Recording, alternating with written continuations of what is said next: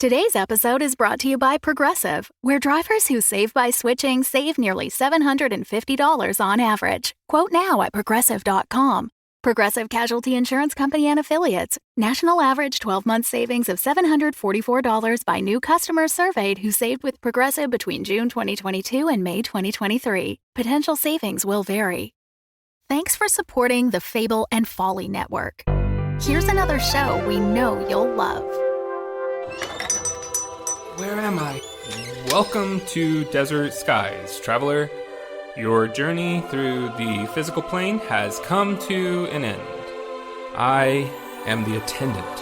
My colleague here is the mechanic. Yo. This is your last stop on your way to the great beyond. It's our job to make sure you're prepared for the ride. Now, before hitting the road, we have an impressive selection of over 34 varieties of microwavable burritos. What's going on? There's gotta be a better afterlife than this. I mean, come on!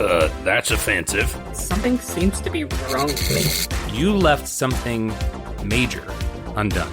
I have a life outside of this gas station, you know. You quite literally do not. Any hobbies? Nope. Ever travel? Nope. Love interest? Are you kidding? Oh my god. You're like the human version of a plain bagel. Cash register. How can I help you, attendant? Play some music? You got it.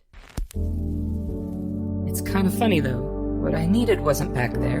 It was here, waiting for me. I wonder what it feels like, Mac, to miss the physical plane, the people you left behind. You know, I had a wife who died 3 years ago. Wish I could go back. No, you don't need to go back. You just need to be here. And a new traveler approaches. Ready, team? Ready. Attendant. Good. Let's do this. Find Desert Skies wherever you listen to podcasts. Stories. We all have them. Some are endless, some barely begin. But you can't spell begin without gin, so sip on that. Ew, gross. What is that? That's gin? Wow. Huh. No thanks. But thanks to stories. Welcome to FUZZTOWN Stories. Today's tale, In the Food Courts of the Crimson King, Part 2.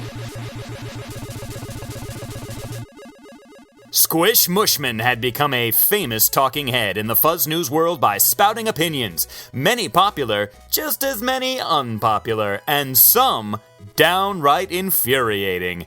He'd attacked the government, big business, fur control, free speech, feast reenactments, blockchain, yarn dealers, nuzzle workers, and even his own mother in a rather vicious editorial entitled, "Moms, I give them 2 stars out of 10. So when he was jumped and beaten not far from his palatial estate on the Mohair coast, he wasn't sure who was responsible. But what he did know was that they were doing a bad job of beating him.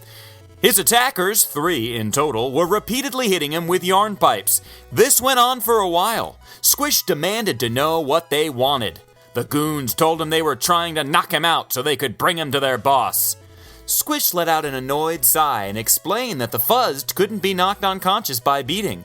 That's left to the domain of fleshies. This puzzled the goons, who then asked how they can kidnap this blowhard if they couldn't knock him out and throw him in the trunk of their fuzzmobile. Then Squish told them about a time he had reported on a kidnapping case where they tore the felt eyes off the victim and then transported her and then sewed her eyes back on. This struck the goons as extreme, and none really wanted to rip off someone's eyes, even if they would be sewn on again later. Obviously, these guys were not professional kidnappers. Squish said that eye sewing wasn't a big deal. This caused a bit of debate between the would-be kidnappers and Squish regarding puppet anatomy and stuffing. Ultimately, it led to a lot of dithering, and at one point, the goons started beating Squish with yarn pipes again. Squish, not wanting to be beaten anymore as one of his seams was starting to fray, suggested they all get in his car and just go see this boss of theirs. When the attackers saw what a sweet ride Squish had, they all agreed. The boss was waiting for them in a blanket factory in the Yarn Park district. Squish parked and the goons brought him inside. They went up to the top floor, which overlooked the stitching machines below. There, amongst the shadows, was the King Crimson himself. King Crimson. He was not pleased. He threatened Squish and screamed and even cried puppet slime over the ending of the feast reenactments. They were his only joy in life, he said, and he talked about what food had meant to him. Squish told King Crimson to take his boo-hoos and write an editorial for Sad Baby Magazine, the magazine for jerks. He didn't have time for these blubbering fuzz flakes. He was a big shot. King Crimson asked Squish if he knew about the halvesies. Squish did not. The halvesies, explained King Crimson, were people who were not fully puppet or fully flesh. They were left mutated and twisted by the fuzzatronic bomb. They still had parts of flesh mixed in with their fuzz bodies. They were said to be abominations, and they were killed on sight. But a few lived hidden in this fuzzy world. They were the lowest of the low, even more reviled than the non-fuzzed. But King Crimson said he envied them, because some of them kept their stomachs, their esophaguses. They could still eat. This new plush world was to some a heaven, but to him it was a hell, and Squish was the worst devil of all, stripping him of his one small relief in this soft, terrible world. Squish rolled his googly eyes and said, "Duff taffeta." He then asked if King Crimson was going to have his goons give him another pummeling. King Crimson shook his head. Then he smiled weakly and said, "Remember what you took from me." With that, he tied a bit of thread from a ripped seam to the safety rail, and then he jumped. Squish rushed to the ledge as he saw King Crimson unspool and then fall into the blanketing machine, where he was quickly unstitched and torn apart. He was gone. Squish felt like he was punched right in the gut stuffing. He couldn't process the scene. The goons, too, were concerned and wondered if they'd still get paid. Squish was in a daze as he drove back, dropping the goons off at a fuzz station. They didn't speak the whole ride. Squish tried to put the whole event behind him, but it wasn't easy. He went back to work, but his heart wasn't in it. He seemed to hedge his topics, not committing, not getting angry enough, so it wasn't a surprise when he took an extended leave of absence for, quote, reflection and fur-gazing, end quote. Squish ended up at the fuzzing ranch of one of his fans in Fuzzoming. He took long walks and considered the yarny trees and the great plush mountains. He felt free from the noise and talk of politics. He wondered if he'd ever go back to the news. He considered becoming a yarnberjack or a fuzzrig worker. Maybe he could finally write that novel. He also enjoyed driving. The ranch's owner let Squish tool around in his Jeep 4x4. One morning, Squish drove near the Furhorn Mountains. He camped overnight and looked up at the stars. He felt drawn to the place and stayed for a few days. He drove around aimlessly, but at the same time felt drawn to something invisible somewhere nearby.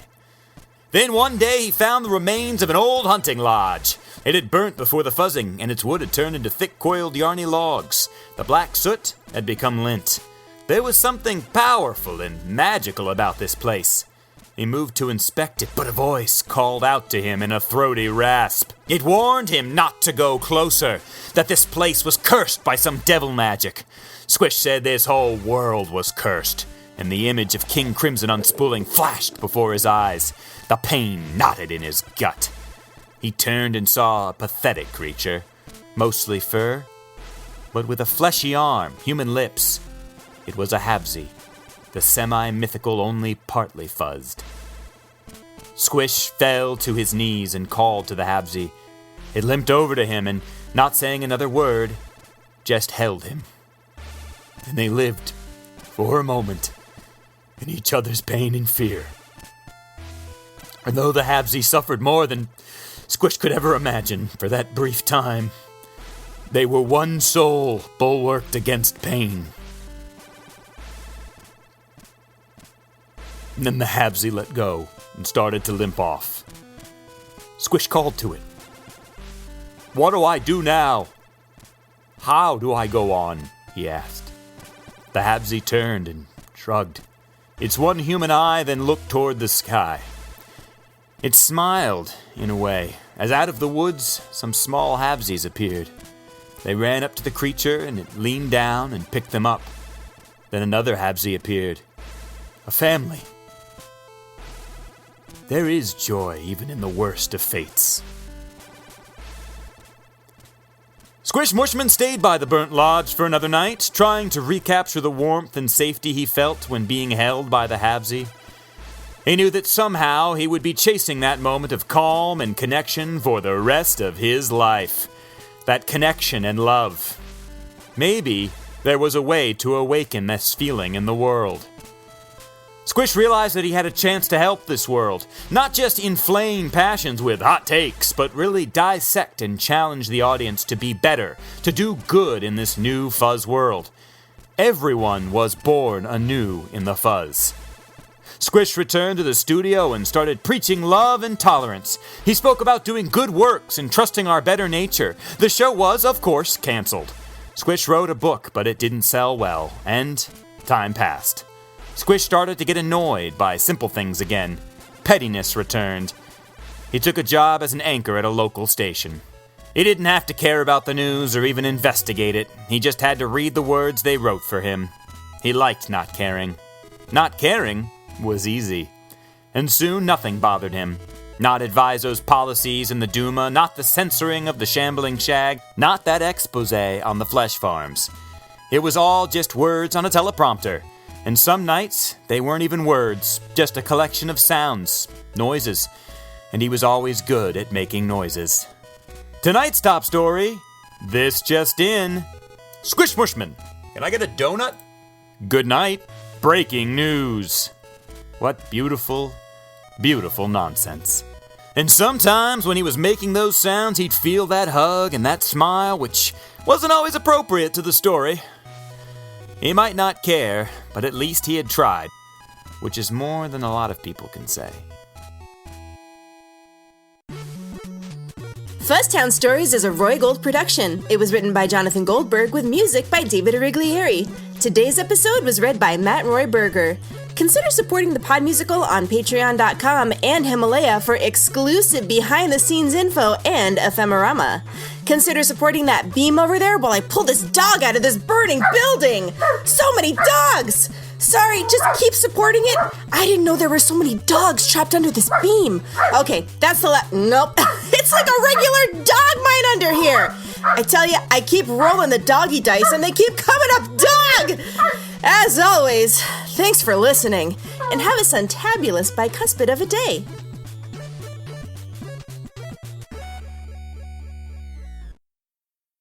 Can't get enough for the House of Sunshine? Then join me, New Molar historian Lyman Keys, in the Himalaya Plus section, where you'll get commentaries, special exclusive episodes where I answer your questions about New Molar and beyond, as well as a community to chat with fellow Sunshine fans. Join Himalaya Plus and speak with the creators about the show and get exclusive updates and access. I'll see you in Himalaya Plus. Lyman Keys, Lyman at you in Himalaya Plus.